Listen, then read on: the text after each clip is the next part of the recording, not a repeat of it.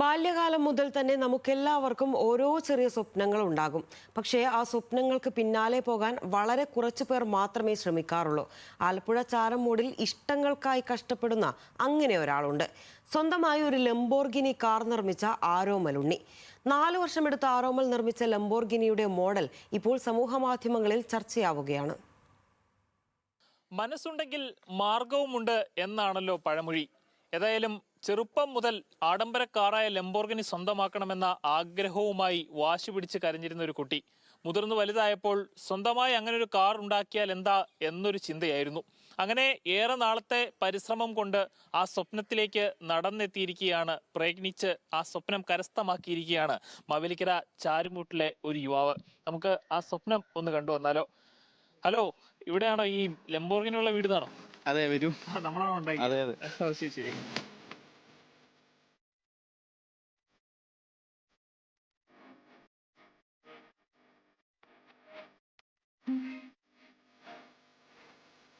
₹4 കോടി അധികം വില വരുന്ന ലംബോർഗിനി കാറിന്റെ മോഡലാണ് 4 ലക്ഷം രൂപയ്ക്ക് ഈ വീട്ടുമുറ്റത്ത് ഇങ്ങനെ കിടക്കുന്നത്.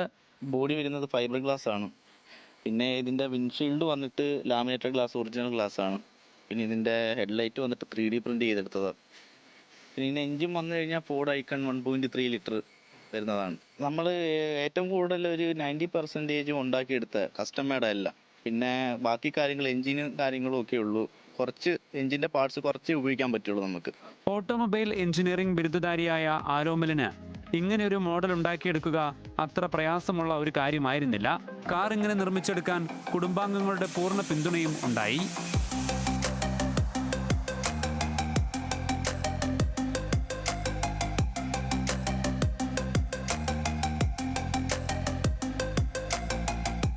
ചെറുപ്പം മുതലേ ഉണ്ട്. ആദ്യമേ ഫസ്റ്റിൽ വന്നിട്ട് ഒരു ചെറിയ ഗിത്താർ ഉണ്ടാക്കിയിട്ട് ഇന്ത്യൻ ബുക്ക് ഓഫ് റെക്കോർഡിൽ, ഏഷ്യൻ ബുക്ക് ഓഫ് റെക്കോർഡിലും കയറി.